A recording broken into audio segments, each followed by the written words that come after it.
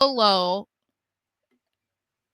demands that he gets a rematch, basically, because he is on the receiving end of being screwed over by the Bloodline and or former members of the Bloodline in championship matches. And he said if it weren't for Roman's interference, then he would be champion right now, and Cody knows it. And so he wants a What did we rematch. do? And instead of just immediately being like, yep, that's what we're going to do, Cody wants to stir the pot, which I am here for. Come on, inner heel, Cody Rhodes. And says that he would like for him to step up, but not Solo. And he makes sure to let him know, I'm not talking to you, homeboy. I am talking to Mr. Jacob Fatu. And before we even get into what happens there, like people were pointing it out on social media, but that pop for Jacob Fatu is insane because that is a pop that Solo doesn't get. Okay, which is fine. It's fine right now. It's okay right now. That's the point. I'm gonna defend Solo because there's plenty of reasons why I could defend Solo, but it's funny because Jacob was introduced as a member of the Bloodline and he was like beating guys up and annihilating people. Like that was how he debuted, and that's all we've seen from him since. But people don't care because they're like, we love Jacob. Jacob is awesome. And it's just kind of funny to see that reaction from WWE fans because it's like either they're very aware of the type of wrestler that Jacob is, or they're maybe even doing it a little bit because they know that it is funny, I guess, to cheer for Jacob and not Solo. But obviously, hearing his name, Jacob steps up to the ring, looks like he's about to be like, okay, and Solo just gives him that look and is like, what are you doing? Like, what are you even thinking about? So that's when Jacob is like, he's not saying anything at first, but then he eventually is just like, you are my tribal chief. I love you. And he steps back.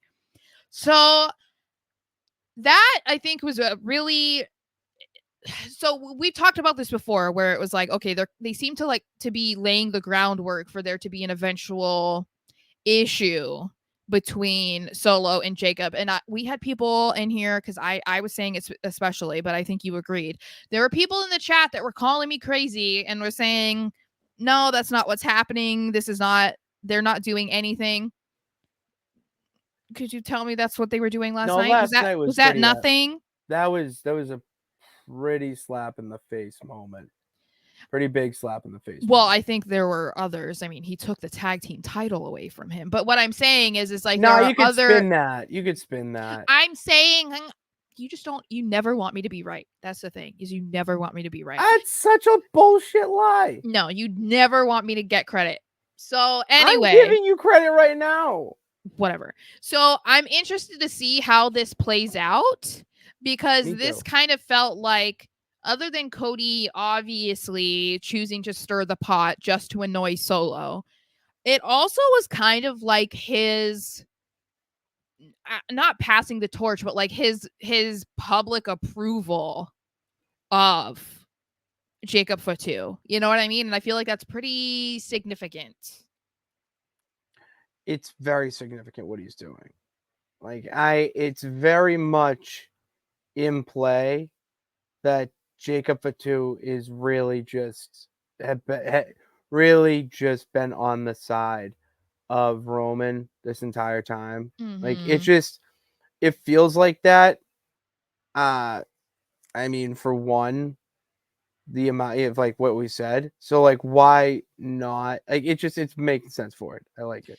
Yeah, which I think will be interesting because we've said that the whole idea of Jacob turning on Solo doesn't feel like a great decision, simply because how they've been trying to have Solo appear on TV and in these stories hasn't really clicked for fans. Like, it's definitely worked to get people behind Roman, but people are not accepting Solo as the new tribal chief in a serious manner.